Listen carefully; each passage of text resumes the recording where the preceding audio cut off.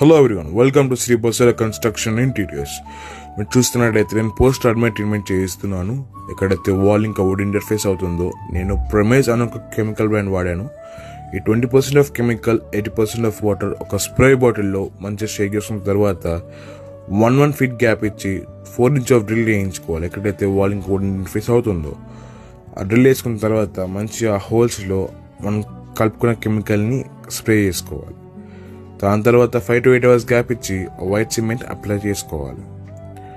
అది చేసుకుంటే ఏమవుతుందంటే వుడ్ అనేది కొద్దిగా లైఫ్ ఎక్కువ అవుతుంది. Thank you.